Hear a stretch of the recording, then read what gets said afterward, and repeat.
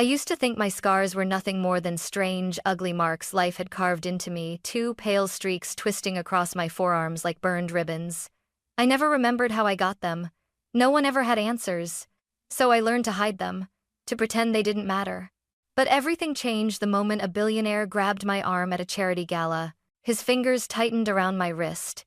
His eyes widened, shocked, disbelieving, almost terrified.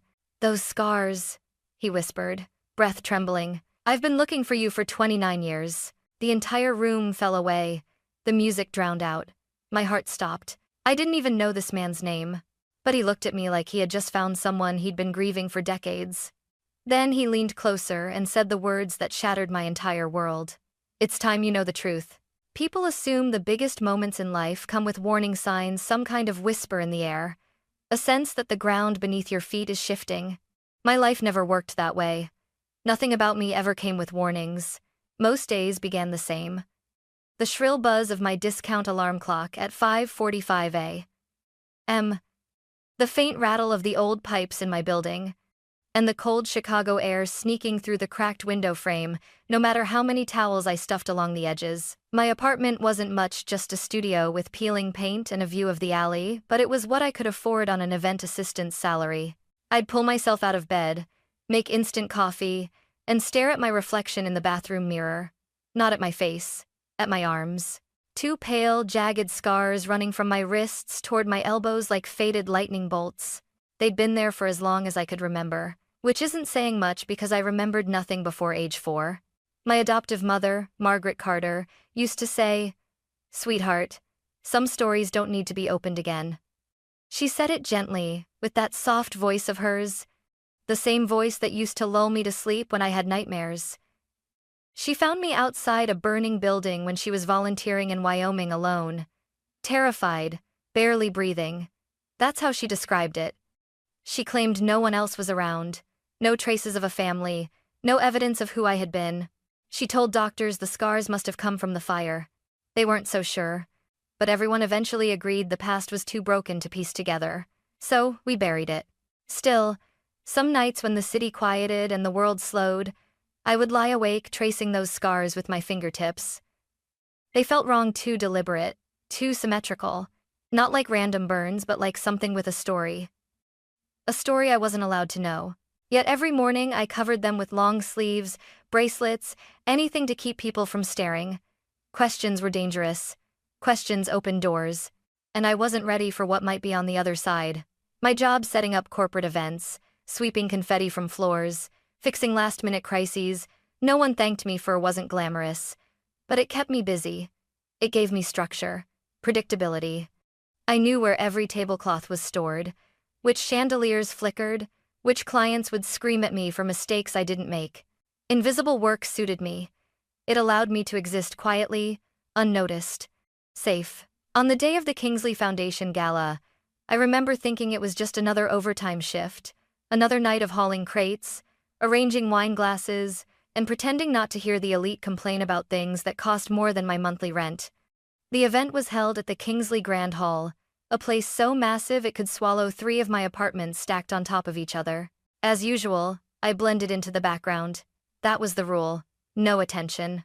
No personal conversations. No mistakes. But something felt off that night. Not in the room, not in my surroundings inside me. A strange, restless pull in my chest, like someone was whispering my name from a memory I'd forgotten how to access. I brushed it off as exhaustion. Maybe low blood sugar. Maybe nerves. I had no way of knowing the truth. No way of knowing that the life I built so carefully, every wall, every lie, every layer of protection was about to be ripped apart. No way of knowing that a man I'd never met was about to look at my scars and recognize me. That the past I thought was buried would rise from the ashes I'd been born into. That my ordinary, invisible life was only the prologue to a story far more dangerous than I ever imagined. And that I, Sienna Carter, was living under a name that was never truly mine. If there's one thing you learn working events for the wealthy, it's this. They don't see you. Not really. Your background noise, like the music, like the lighting, like the champagne that refills itself. That night at the Kingsley Gala was supposed to be no different. The ballroom glittered with chandeliers taller than I was, casting golden light across marble floors polished so perfectly they reflected the gowns of women who had never known the word budget. I stayed near the edges of the room, tray balanced on my palm, offering glasses of champagne to people who didn't bother making eye contact. I didn't mind. Invisibility was safe. I was collecting empty glasses from a table when a woman in diamonds brushed past me, her perfume so strong it made me blink. Her laughter echoed sharply, but it was the man she was speaking to who caught my eye, Alexander Kingsley. I'd seen him in magazines, founder of Kingsley Holdings, philanthropist, billionaire tycoon, a man whose face alone could shift stock markets. I froze when I saw him standing less than 10 feet away, a presence so commanding the air around him felt tighter. He was older now, silver hair, sharp jawline, eyes like steel behind faint lines of exhaustion. But there was something else about him tonight, something unsettled. He turned his head casually, mid-conversation, and his gaze landed on me.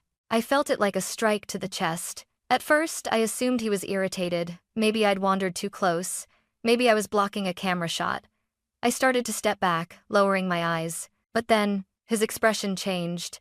The conversation around him blurred. His face drained of color. His mouth parted slightly, as if he'd seen something impossible. Or someone.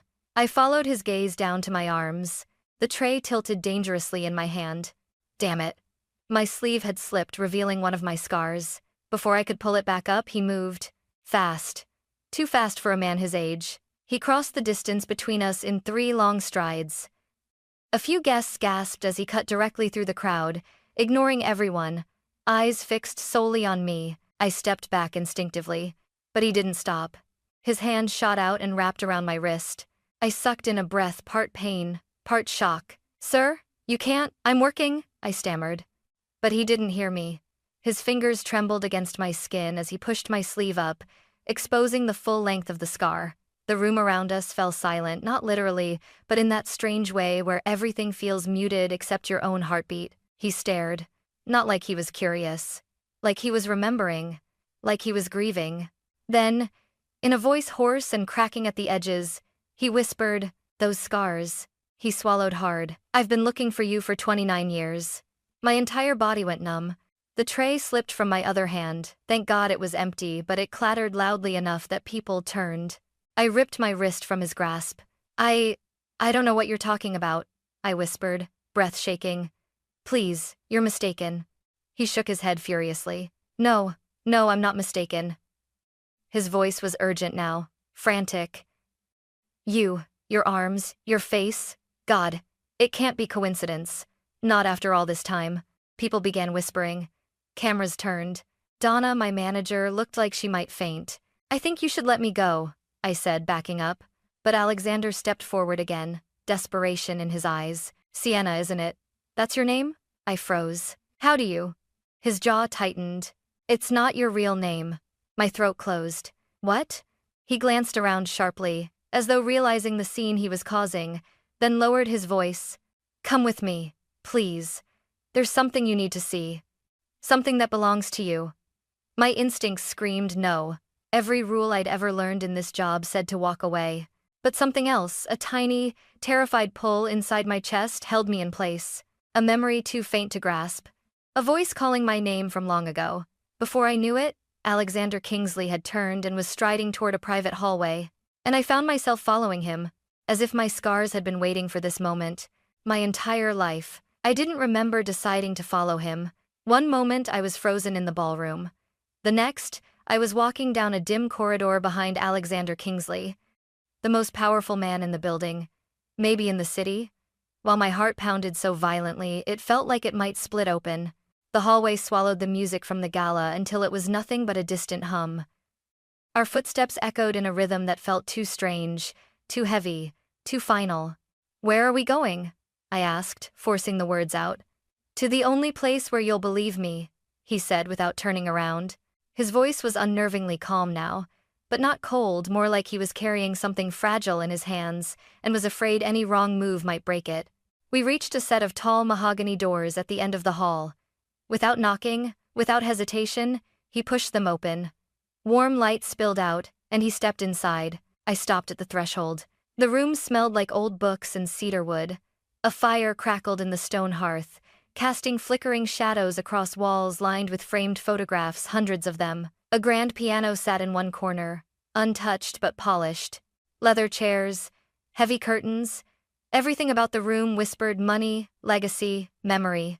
But none of that mattered, because once I crossed the doorway, the man I'd followed turned to face me. "Close the door," he said softly. My hands shook as I obeyed. He gestured toward a chair, but I couldn't sit. My legs felt weak, but my instincts warned me I'd need to stand for balance, for safety, for whatever truth was about to hit me. He didn't force the issue.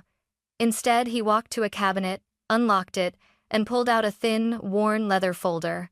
When he turned back, his expression had shifted again, no longer frantic, no longer confused, but gentle, as if he pitied me, or feared for me. "Sienna," he began carefully. "I know you think I'm mistaken. I know this is overwhelming. But I need you to listen before you walk out of this room." "I shouldn't even be in this room," I whispered. "I'm staff. If Donna finds me—" "Your manager won't say a word," he interrupted. "She's already been told you're unavailable." My stomach twisted. "You told her? Why?" "Because you're not just staff tonight." His eyes softened. "You're the reason I hosted this gala at all." I stared at him, stunned. "That doesn't make sense. You didn't even know me." "Yes," he said, voice dropping. "I did." He opened the leather folder. Inside was a single photograph. A little girl, 4, maybe 5. Brown hair, bright blue eyes, standing in a backyard with a crooked smile like she didn't know the world was watching her. But it wasn't the smile that made my breath catch. It was the scars. 2 pale streaks, one along each forearm, twisting upward in the exact same shape, the exact same pattern, as mine. I stepped back so fast I bumped into the closed door. "No," I whispered. "No, that's impossible." He held the photograph in both hands, as though handing me something sacred. "This is Aurora Kingsley," he said. "My granddaughter." I shook my head violently. "That's not me." His voice broke as he replied, "Sienna, Aurora disappeared 29 years ago. She was 4. The room tilted. My pulse roared in my ears. He continued, each word like a blade. "She vanished the night my daughter, her mother, died in a house fire. The flames destroyed everything.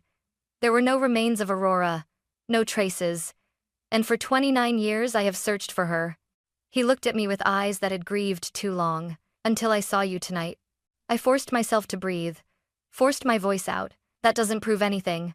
"No," he admitted. "It doesn't." Then he lifted another object from the folder. A small metal charm, half melted, half intact. A silver letter A. My knees buckled.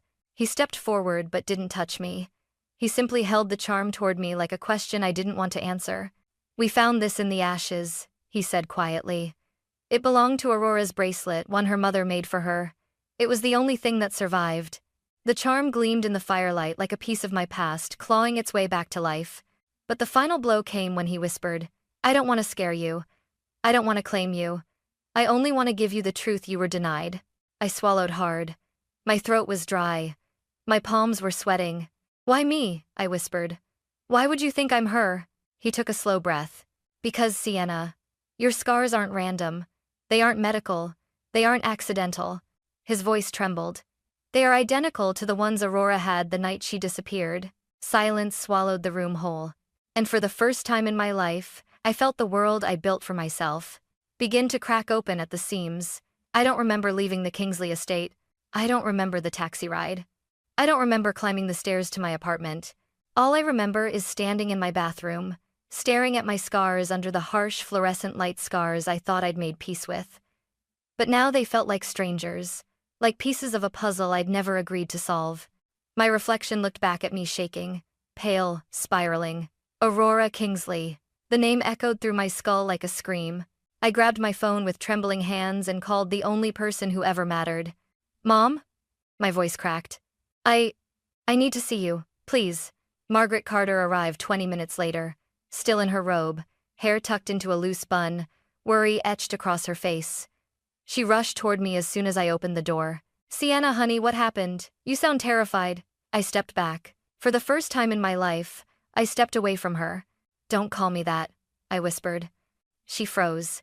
I didn't mean to say it. The words just fell out sharp, heavy, trembling. Margaret blinked rapidly, confusion giving way to fear. What? What do you mean?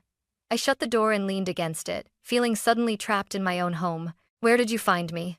I asked. No stories, no softness, no metaphors.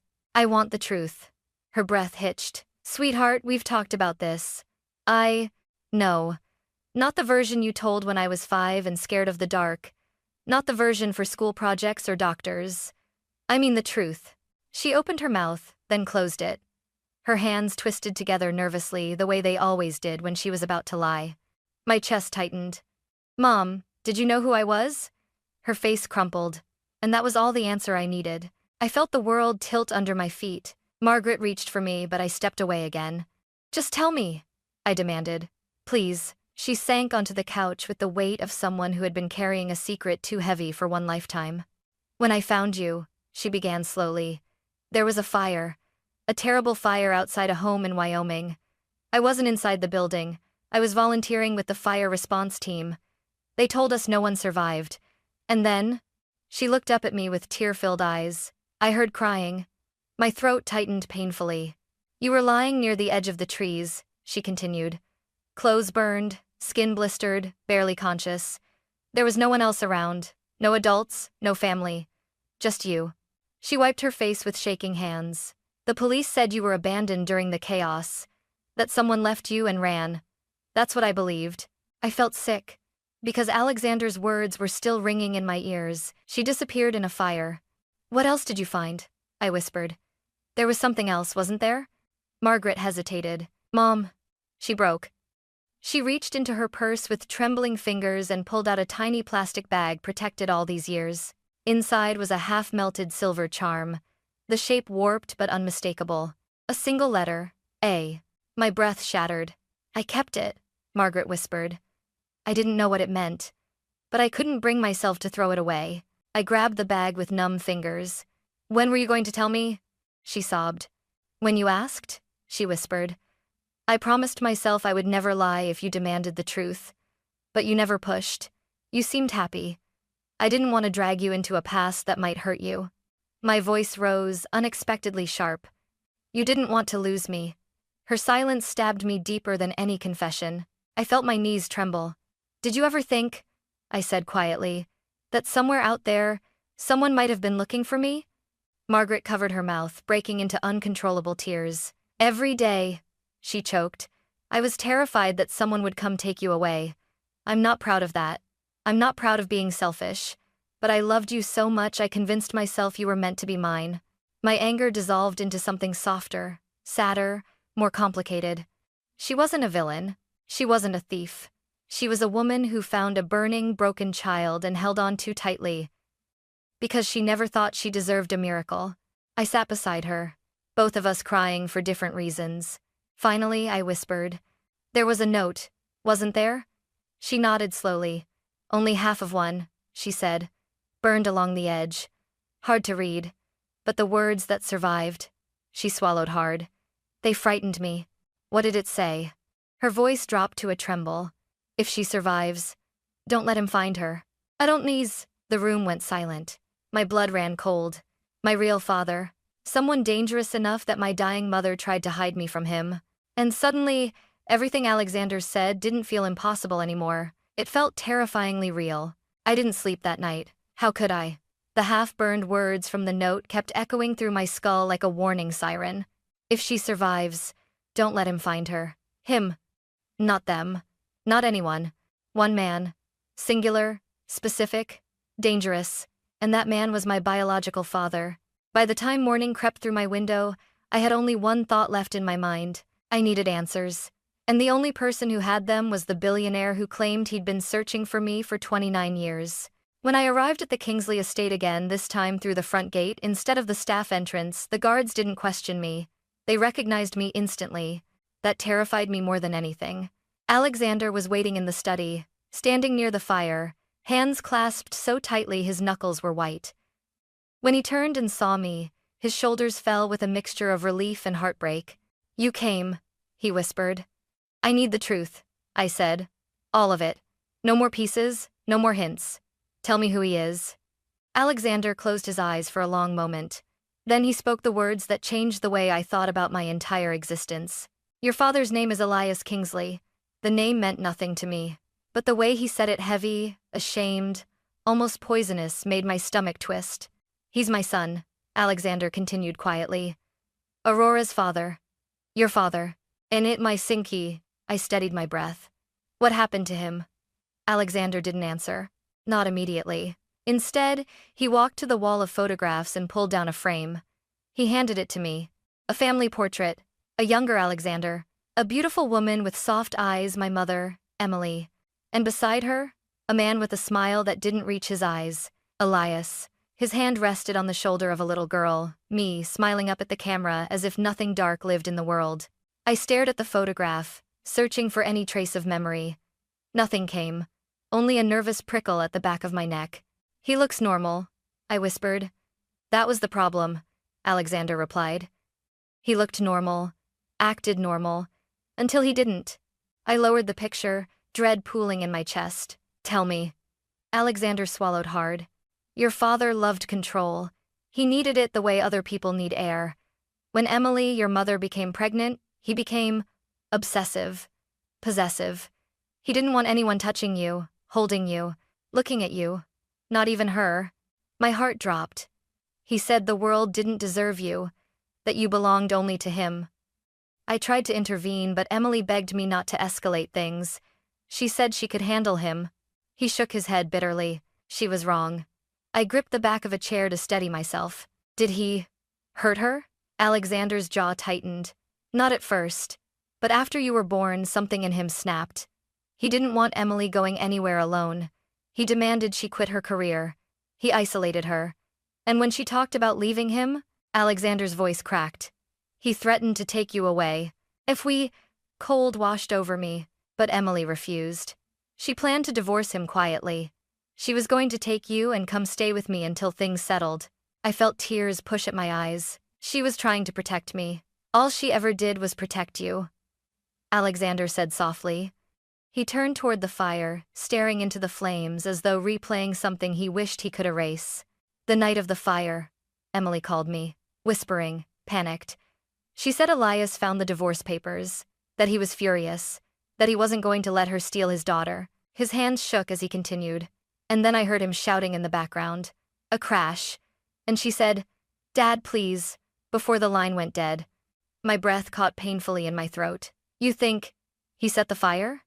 Alexander looked at me with eyes full of grief and certainty. I don't think, Sienna. I know. The room seemed to shrink around me. But if he started the fire, I whispered. How did I survive? Alexander stepped closer, his voice trembling. Emily got you out. She must have carried you through the back hallway. That's where they found a trail of blood and burned fabric. She protected you until her last breath. I pressed my hand against my mouth as a sob escaped. My mother didn't abandon me. She died trying to save me. But how did I end up so far from the house? I choked out. Margaret found me near the trees alone. Alexander nodded grimly. We believe Emily collapsed before she could reach the road. But you must have run. Maybe confused, maybe terrified.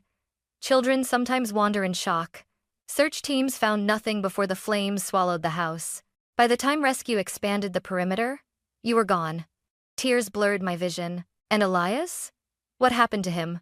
He fled, Alexander said, voice tight. By the time authorities searched for him, he'd vanished. Disappeared off the grid. He was gone before anyone realized Aurora. You weren't in the house. I felt the floor tilt beneath me. He's still out there, Alexander said quietly. Somewhere. And he has spent 29 years believing his daughter died in that fire. I froze. Horror rolled through me like ice. So, he doesn't know I survived? No, Alexander whispered. But he will. A chill crawled up my spine. I don't understand, I said. Why would he come for me now? After all these years?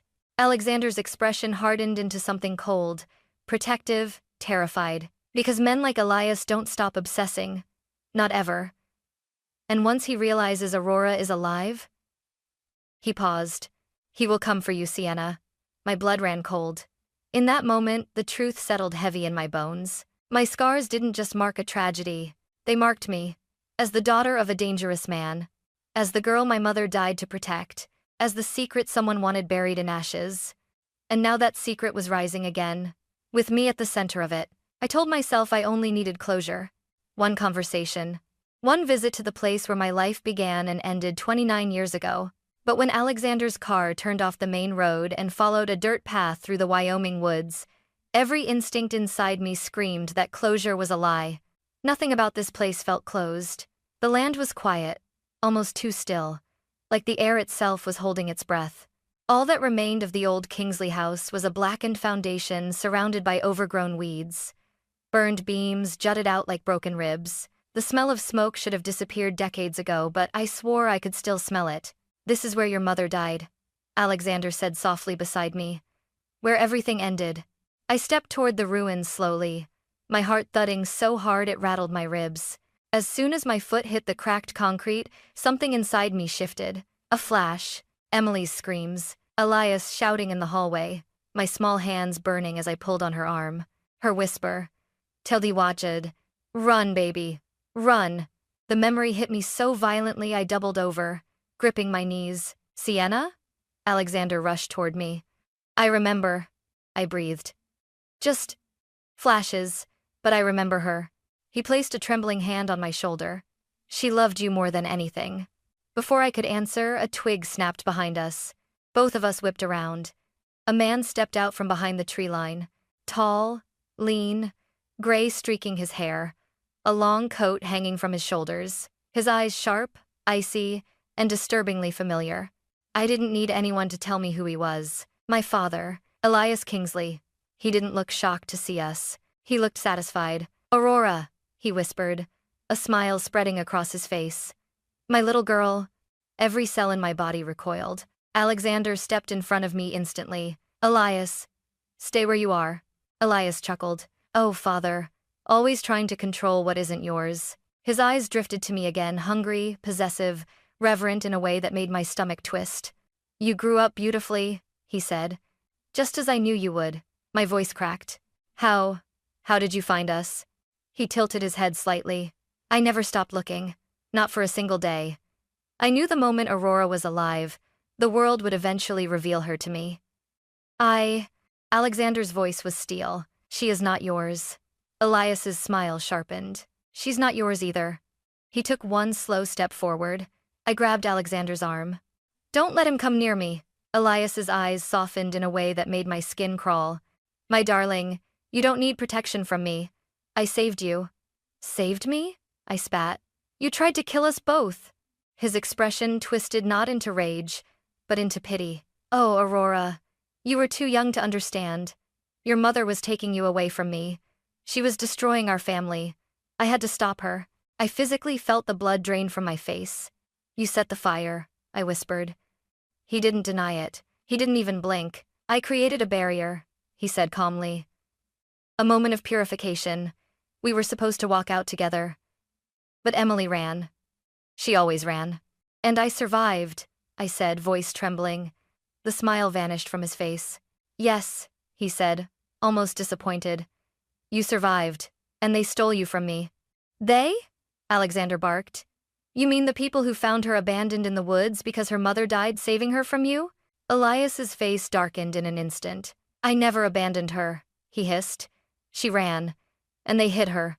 All of you hid her." Then his eyes snapped back to mine. "But it's over now. You're here.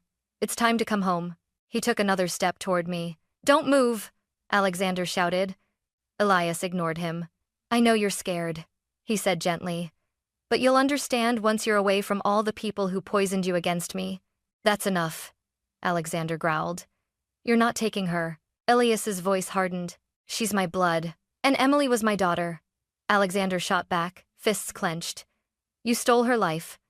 I will not let you steal Aurora's." The tension between them snapped like a cable. Elias lunged. I barely had time to scream before Alexander shoved me behind him. The two men collided, one fueled by obsession, the other by guilt and desperation. Elias grabbed Alexander by the coat, snarling, "You ruined everything. You killed my daughter!" Alexander roared back. I stumbled backward, heart pounding, terrified they would both die in the ruins of the same house where everything began. "Stop!" I shouted. "Both of you." But Elias wasn't listening. His hands moved toward something inside his coat. A cold rush of fear shot down my spine. "Alexander!" I cried. "He's reaching for something."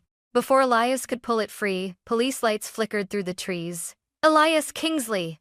a voice boomed. "Don't move." Elias's head snapped up. For the first time, he looked truly afraid. He backed away from Alexander, eyes wild. "No," he whispered. "No, not again. I won't lose her again." He turned toward me desperately. "Aurora, please come with me. You belong with me." Something inside me broke. Years of emptiness, a lifetime of not knowing, the scars that haunted me. The mother who died trying to save me. I stared straight into his frantic eyes and said the words I should have said 29 years ago. "I don't belong to you." Over. Elias froze. "I will never belong to you." Police surrounded him. He didn't fight. He didn't run. He just stared at me with a hollow, devastated expression as the handcuffs locked around his wrists. "Aurora," he whispered one last time, voice shattering. "You were supposed to be mine." As they dragged him away, I felt something in me loosen, something that had been strangling my heart for as long as I'd been alive. Alexander stood beside me, shaken, breathless. "You're safe now," he rasped.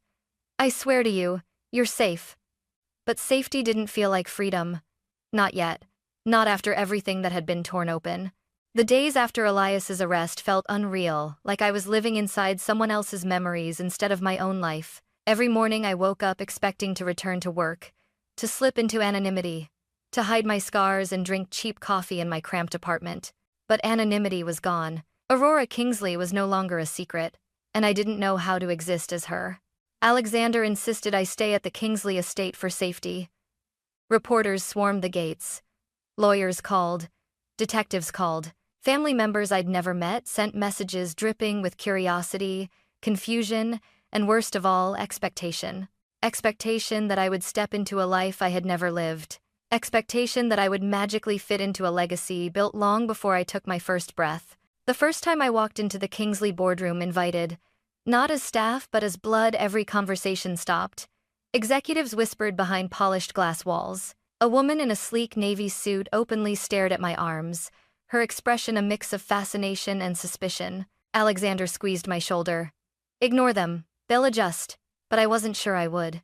He introduced me one by one to cousins, distant relatives, shareholders who only saw me as a headline come alive. Some were warm, others were cold enough to frost granite.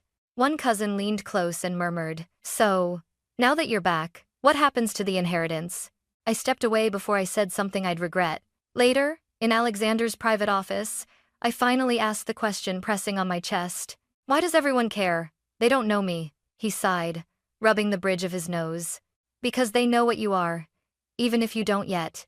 You're the rightful heir to your mother's shares. Your existence changes the family power structure." I blinked. "I don't want power." He gave me a weary smile. "Power doesn't care." That night, I called Margaret. Hearing her voice steadied me. "Sweetheart," she said, "don't let anyone force you into a life you're not ready for." "I don't even know who I am," I whispered. "Sienna? Aurora? Both? Neither?"